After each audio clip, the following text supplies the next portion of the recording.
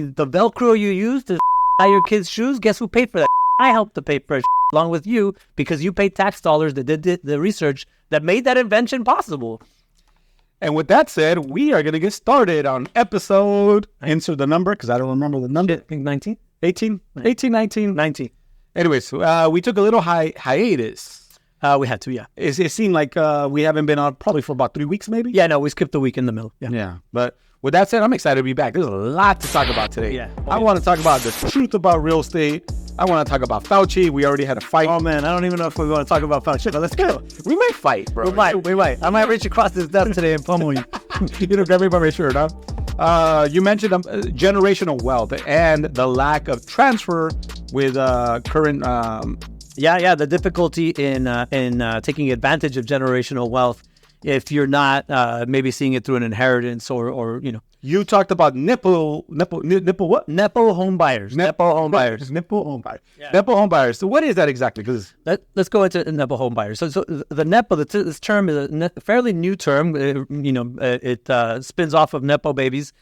Nepo home buyers is a term that's now being used for buyers who are under the age of 30 and are able to purchase a home, but a great percentage of them, 40% of them, are only able to do it because their parents are passing down some of the wealth. It's getting harder. Oh yeah, come on. To be able to buy right now with today's prices, at least in Southern California. I think all over the country, right? Yeah. Now, so okay, let's talk about that. We already know the problems. People are not making. Their wages are not keeping up with the cost of inflation, the cost of goods, the cost of food. Right. What advice do you give our listeners to defeat that? Do they have to become a Nepo baby or what's the... Well, I think the Nepo babies are the lucky ones, right? Because those are the ones who have the ability to tap parents' wealth or grandparents' wealth in order to make their down payment. By the way, you call them Nepo babies. I call them trust fund babies. I don't... Well, yeah. So Jose means it in the same way as what a Nepo baby is supposed to stand for.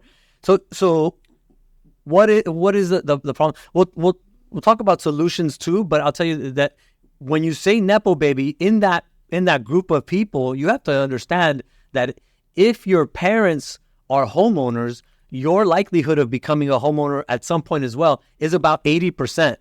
If your grandparents were homeowners, it's about 67%. But still, a high majority of people who've come from parents or grandparents who own homes already, high majority of them will be able to buy a home. Why?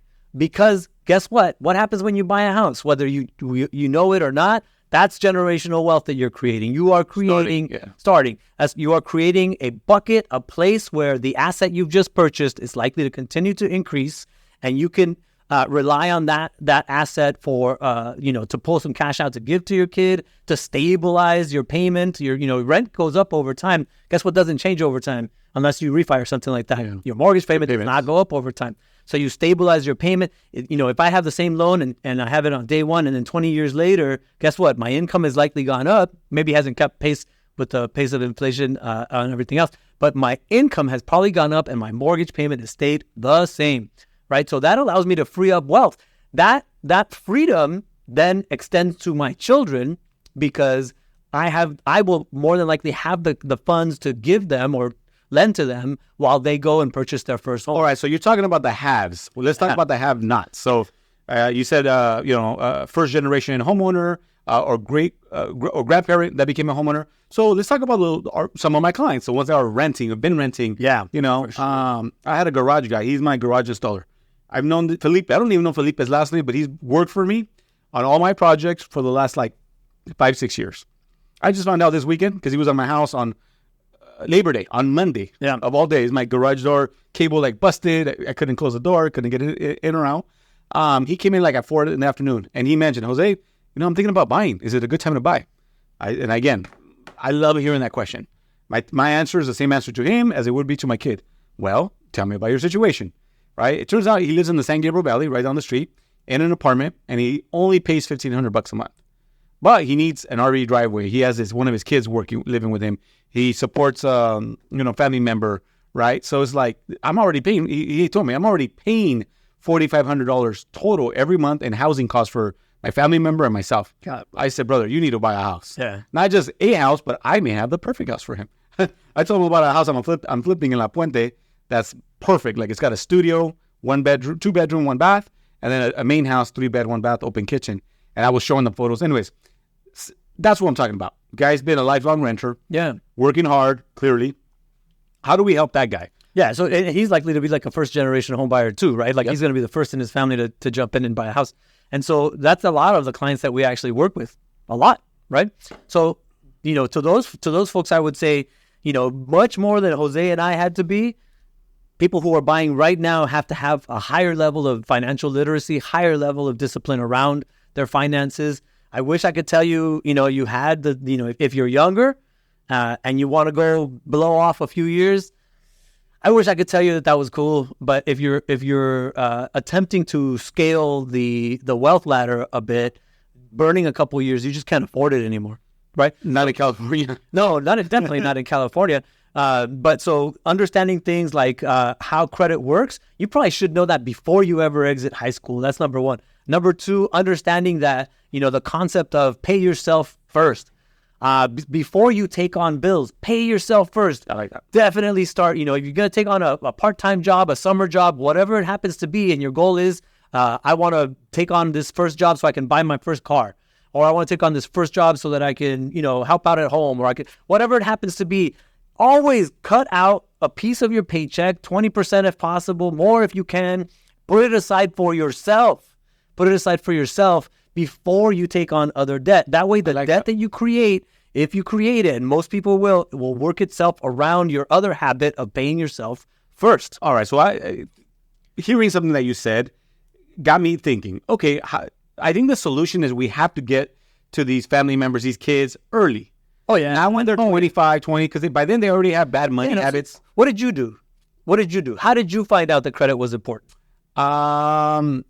At 17, 18, my very first credit was for speakers. Speaker City or something in La Puente, right? Where I got a TV in my Honda, big old boom, speakers, booming out the trunk, and speakers on my door. Yeah. So guess what? They gave me a $5,000 credit. And then what'd you do with it? I took all 5,000. That's right. Right? And I missed my first payment because I'm like, what are they going to do? Take my speakers back? Right? So very quickly I realized like, oh yeah, they're going to send me to collections. My credit went bad. I couldn't get no new credit for a couple of years. Yeah. Right? So yeah, I know the hard way. I'll tell you, I learned that same lesson. And I think a lot of the people out there, that's what they do. They step into the credit process. Nobody's ever spoken to them about credit. They take on, instead of building the credit up, they immediately start digging a hole for themselves. And again, you cannot afford to do that anymore. Now you have to step into the credit world strategically, not because you want the speakers, but because you want that score that gives you cheaper rates down the road and better loan terms. So let's think about it. I was probably 17 and I had to be 17, 18 when this happened. So I think the solution is very simple. To start creating that generational wealth, we have to start it in the high school, right? So it got me thinking, all right, you have kids in high school, I think, right? Your daughter? I have one in high school and one in college. Right. So and that one in college just graduated. I have 3 kids in high school right now. What class would you eliminate from the high school curriculum, let's say for 11th and 12th graders? Yeah, so that's an easier type of answer. There are several types of electives now that you can take. Give me an example of elective, like sewing or something? Yeah, something along those lines. Believe it or not, there are classes that are offered in high school now. You're like, when was the last time when your wife sewed something for you? I sew. See what I mean? I'd sew my little shit if I had some. Man, it has to be sewed. Boy, you should go. But I was taught that in the military. So anyways, I would eliminate the option to take one of these other, let's just be honest, one of these other BSC or just kind of space filler electives, and I would do exactly what you're thinking. Go ahead. What are you thinking? You want to do what? Yeah, without a doubt, there has to be a financial education class offered in high school starting in 11th grade. Yeah. Because 9th grade, they're still, probably thinking about boys and girls and the opposite sex. Okay, I get that. And sports and Dodgers and whatever they're into. By 10th grade, okay, 3 years out from graduating. By 11th grade, non-negotiable, get rid of the bullshit, nonsense electives like PE maybe. Unless they're an athlete. No, I think PE is more important, but there are like sewing type of classes out there.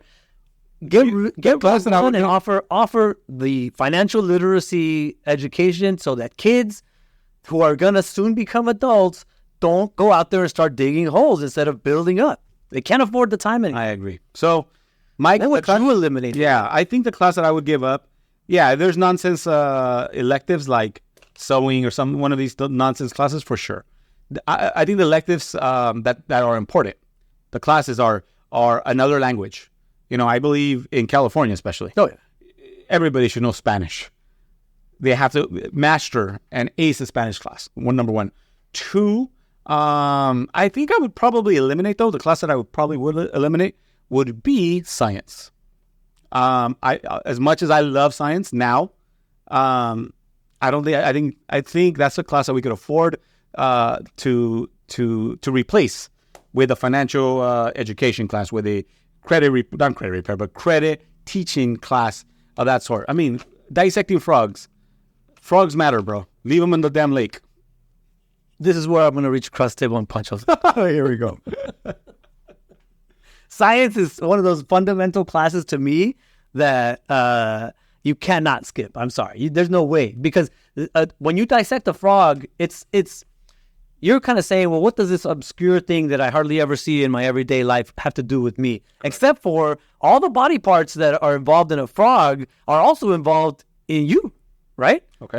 They're structured a little bit differently, but you and a frog share a shit ton of DNA and a lot of structural components: lungs, hearts, stomachs. You have 4 limbs, you have eyes, you have mouth, all that stuff. All that stuff. Your kid they think, okay, we're dissecting a frog, but really what you're learning is just what else? Biology. What else do you learn in biology class, right? What else is being taught there?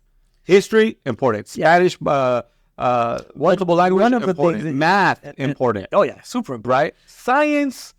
One of the other things that you're going to learn, and again, you might reach across the table and beat me up now, but that's fine. That's fine. I'll frog. I'll also throw. One of the other things that you learn in science is a little bit about virology, right? A little bit about how viruses work and how they're transmitted and what does and does not constitute. I didn't trust Fauci, and I don't trust an environment where viruses can get back and forth. And what are the methods that viruses can get back and forth? So a basic understanding of things like that. Hold on, let me finish my point, because you brought it up. A basic understanding of things like how a virus reproduces itself and moves around, right?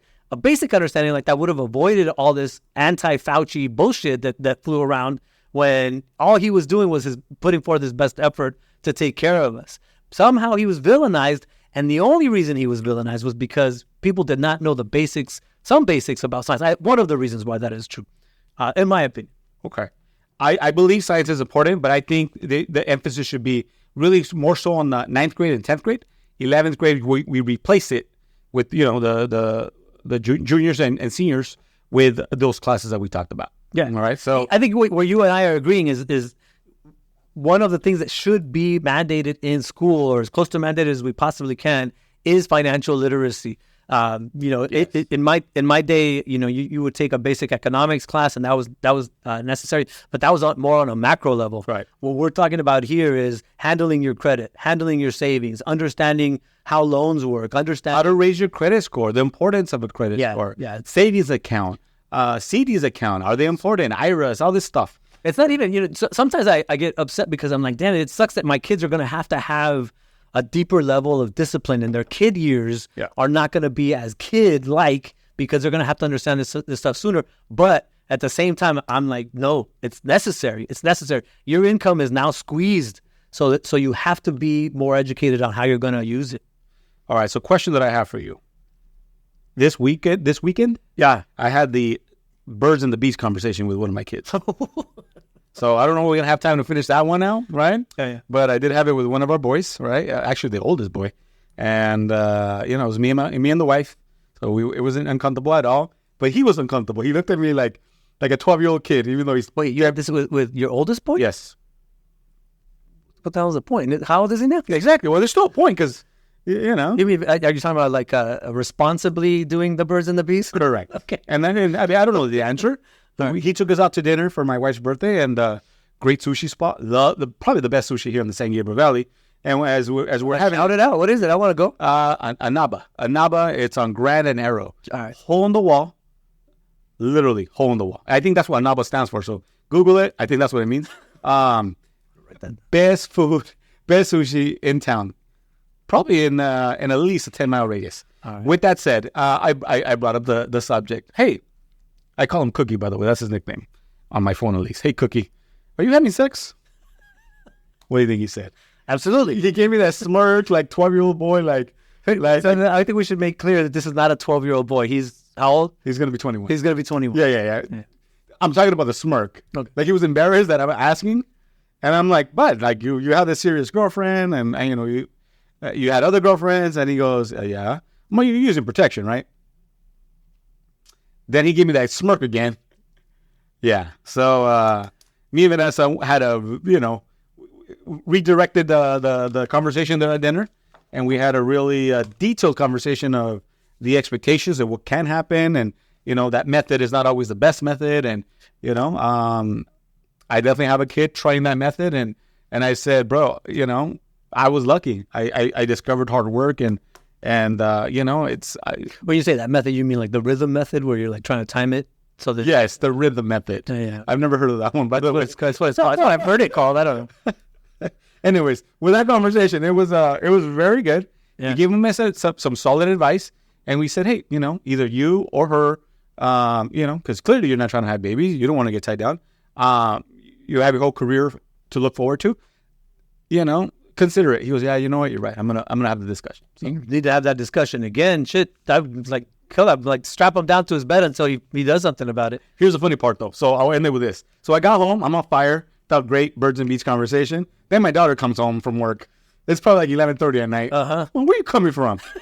Now you're all fired up. I'm fired up as a dad, right? So I'm on fire. I said, fuck. I already asked one kid. Might as well ask the other kid. Yeah. Where you coming from? Clearly she was coming from work. I said, Starbucks doesn't close at 11, as far as I know. Anyways, I said, are you having? Are you wearing? Are you doing? She goes, shut the hell up. What are you talking about? Like, she's 21, by the way. Yeah. Be quiet. Damn. Yeah. But anyways, we had a discussion, and I just said, hey, you get pregnant, you're homeless. On all that stuff, I'm like, let's relate that whole conversation back to what we were just talking about. Can anybody realistically afford, while they're trying to build themselves up, can they really realistically afford to be having kids in their 20s anymore, or their early 20s anymore? Hell no. It's hard. Very few people are in a position to be actually having kids. Somebody said average, I just heard this yesterday, average cost of raising a child per year, $10,800 per year. That's bullshit. That's too low. I don't know. I haven't sat down and actually like calculated it out. I do know it only gets more expensive as they get older. But $10,800. Think about your income right now. Think about how much of that you want to see. If I had heard that as an 18-year-old kid, I'll be like, I can make that. What? Yeah. No, but what I'm saying is that's a low ass number, Ernesto. That number is probably 3x higher. Maybe, yeah. I mean, the shots, food, milk, diapers, driving them around. When you're driving them around, guess what you're not doing? Probably working. Yeah, correct. Right? Picking them up. Productivity. My kid had practice at 7 o'clock p.m. in Arcadia yesterday. Oh, yeah. Sports by themselves. Oh, that's a whole different. That's one of the reasons my wife and I chose not to do sports, because we saw, and seriously, yeah. because rather than go the sports route, we went the arts route and the dance route, because same thing. It's an activity. It is an activity, and it provides almost all the benefits. For number one, I didn't want to pin anybody's college hopes on their ability to run faster, do better on the bottom of the field, as much as I want them to be healthy. But number two, the idea of what sports has become for the American parent. Forget the kid. The kid, is going to do great, hopefully. But the American parent, the stress and cost of American sports nowadays is F that. Yeah, I agree. It's definitely a lot more than $11,000. No disrespect to all my very devoted parents out there. I respect the hell out of you. It's just not a road I would. It's hard though. Yeah. All right, so let's talk about something that maybe some of our followers want to know. Are we still getting multiple offers? How high are mortgage rates going to go? And how do you combat the high rates? Because they're not going anywhere, right? In 2020? You know what? There's still a good portion of people out there, just to answer your last question first, there's still a good portion of people who know this stuff out there who are saying that they anticipate rates to start coming down towards the end of the year. That's what I continue to read. That's coming from much higher than the position I sit at. And so while they continue to believe it, I'm going to continue to repeat it. However, interest rates at the moment are back up. We were down around around 7.0 something percent. Not even end of last week. As of today, we're back up to 7.2 something percent. Right. So it took 2 days of trading to wipe out about 50% of the benefit that we had gotten since the peak of about 7.5, which is weeks ago. Right. So we are seeing higher rates, and as of today, I would tell you that even that in the short term, rates are probably going to increase a little bit more. So, yeah, I actually believe the rates may get to 7.5, 7.7 potentially. I always said, I believe in our very first podcast, we talked about rates, or actually, didn't we make a bet? I said rates will hit 8%.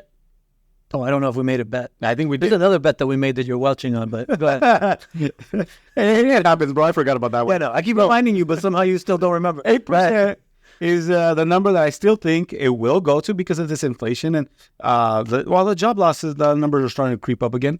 So, yeah, I mean, that will have a direct connection with that. Now, multiple offers. I'm going to give you two case studies, two examples. One, a house I own. I put it in the market. Great starter home, San Bernardino County. Listed it for $415,000. Yeah, I saw that. Right. Okay. Good looking home, big RV driveway, 2-car garage, huge backyard. Anyways, this property 6 months ago would have listed it. I would have got 5, 6, 7 offers day one, weekend one. This particular property, I've had 6 or 7 total showings. Agents with the clients, right? And a very busy open houses. I would have thought at that price point you would have had same thing with me. Crazy. I think part of it is the Labor Day weekend. Agents are taking time off. People are traveling. People are with the family. They're not really out there looking at homes. I think that's one. Maybe 2. I think it's a sign of the times where I don't have the house price at a discount. It's a market rate, probably at its highest peak point, if you will. But with that said, one offer. Right? A good one, at least? It's a very good offer. Okay. So actually, the reason I was late to this podcast today is because I was sending out a counter. Not me, but I was talking to Isa. Hey, do this, send this out, verify. Okay. That's case study number 1. 2, LA County. We have a fixer-upper. It's a property, $85,000 under market value. 3-bed, 3-bath, townhome, needs work, conventional offers only, or cash.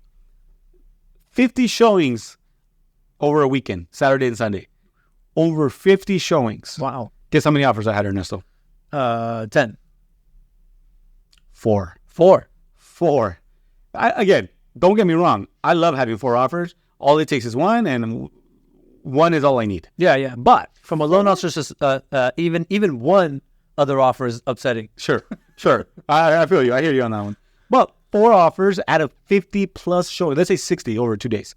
Brother, that's a low turnout, right? So the market is definitely shifting, is definitely moving. If you're a buyer, and this is like a public service announcement. Actually, let me do it with a deeper voice. The more you know. Go ahead. This is a public service announcement. Buyers, the market right now is definitely in your favor.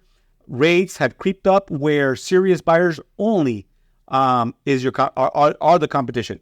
So if you're thinking about buying, if you're thinking about owning a property and locking in your deal before rates go down and then the buyers rush back to the market, this might be the time. So inventory is still very low. With that said, the buyer pool is low right now. So if you're thinking about making a move, reach out to us. Do not hesitate because rates start going down. Ernesto, buyers start coming out of the woodwork. Yeah. And so I actually just did this math for a client the other day. This particular client decided to back away from the market. And I said, what are you doing? This is the second time he got cold feet.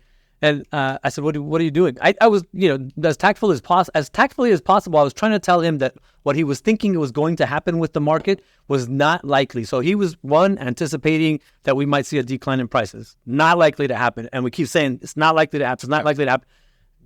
I know big groups of people wish it would, but if you understood what it meant or what it took for the economy as a whole to see housing prices go down, I don't want to see that, to be honest. I'd rather just wait for more units to come on the market and have prices level off that way. But that's one. Two, you're thinking that you're going to save yourself some money by saving more for your down payment. And then we did the math on, okay, you're going to save this amount for your down payment. Let's assume rates don't change. Yeah. This is how much you will have saved in the future, in the 2 years it'll take you to save that extra for your down payment. This is now what's going to happen potentially if all I did was a 4 or 5% increase in value calculation, which is just normal. Yep. Not a hot market, not a cold market, standard, normal market. 4 to 5% value increase. I think the house he was trying to buy was going to be in the mid 600s, right? He came out losing by tens of thousands of dollars and still backed out. But I was, and you got to respect it because it's his decision. But in the long run, what's going to happen is, like, let's take a $600,000 house. Value goes up by 5% a year. That's $30,000 times 2. It's actually a little bit more than $30,000 because it compounds. But it's $60,000 more that you will pay for that house in 2 years for wanting to save. I agree. Right? Doesn't make sense. It doesn't make sense. And I know it's a hard pill to swallow, but most calculations are gonna work out that way. So as tough a pill as it is to swallow, if values are projected to continue increasing, or while values are continued to projected to be increasing, your smarter choice is to buy now if you can. That's just the bottom line of it. So let's close it with Pat giving out some advice to our homeowners out there that maybe want to refinance, or those future buyers that are watching and following us. How do you combat a 7%, 7.25% rate? How you mentioned. Yes. How do you beat that, if you can, in today's market and still become home? Here's something really important about what you just said. So on one house you had a offer. Mm-hmm. On the other house you had 4 offers over 50 showings. Right? 50 showings in this market is, it's unusual. That's a lot. It's a lot. But you'd still do, if well-priced homes still do get a lot of showings. But we're not seeing the number of offers come in. Guess what that means for you as a buyer? Things like closing costs credits can come back into play. You can tell the seller, hey, seller, I see you have no other offers. You've been on the market for 30 plus days. I will buy your house. This is what I'm willing to pay. It's a fair offer. Don't try to undercut sellers. Yeah. Don't do that. But it's a fair offer. And will you please pay, credit me X amount of dollars? Take that money, which wasn't on the table even a month ago. Take that money, pay your interest rate down. Good option. Pay that interest rate down. I have 2 people in escrow right now doing that exact same thing. Pay your interest rate down. Yeah. Why? Because it's not your money, number one. It's their money. And number 2, that's a savings that will hold you forever if that's how long you keep the loan. So, and the difference, if you want to have a deeper understanding of that, tell your loan officer to pull up an amortization chart and have them show you the difference between a 7.2% rate and a 6.2% rate. Yep. What the amortization, how much interest you will save for paying that interest rate down. Force that sucker down and take advantage of the ability. Great advice. All right, Ernesto, let's wrap this up. Do you have anything else you wanted to share that we didn't cover today? No, I did want to get into a story about my kid and how I brought her back from San Diego State without my wife's permission. Really? That's a hell of a story. Do we have time for it? Do you want to get into it? How long have we got? Watch this. So, and I didn't bring her back permanently, but she called me crying one day, and she's like, "Dad, I'm homesick." And I'm like, "Oh wow, you've only been gone 5 days." She really only. I was about to say like a week. Literally, we had just dropped her off the weekend before. Mama's cooking, maybe, probably. And so I was like, I'll be honest with you, and I'll tell you, between myself and my wife, I'm the softie, and I was like, "Come home." I didn't think. Not even a split second did I take to make that decision. I was like, "Come on home." There's a train that goes from San Diego to almost our house. Yeah. 2 hours. That's all you have to jump on. She has a shuttle from school free to the train station. Nothing keeps her from coming home whenever she wants. And by the way, I want her to come home whenever she wants. Right. Unless she chooses to transfer after her sophomore year or something like that. Some opportunity pops up. I wouldn't say no. She's number one. She loves the school. She thinks it's awesome. She loves her roommates. She loves the environment. She has good friends that are there or are headed there this spring. Nice. I just don't see that she's going to leave that culture. Well, I love it. We don't call this podcast Dad's Podcast. Dad's House. Dad's House. Dad's Podcast. Welcome back to Dad's House, babe. Thank you for coming 3 weekends in a row. Oh, with it. Why don't you stay at Dad's house? No. You got to go back. You got to go back. Oh, with that said, guys, thank you. Give us a like, a follow, a subscribe. Talk some shit to Mr. Ernesto. Talk some shit to him. Science. Fauci. Are you kidding me? Anyways, with that said, guys, appreciate you. He's the one that gives you the high rates. I'm the one that gives you your keys. Remember that. No, he's also a seller. He can get you a credit. Ask for a credit. And that. All right, guys. Bye-bye. Have a good one.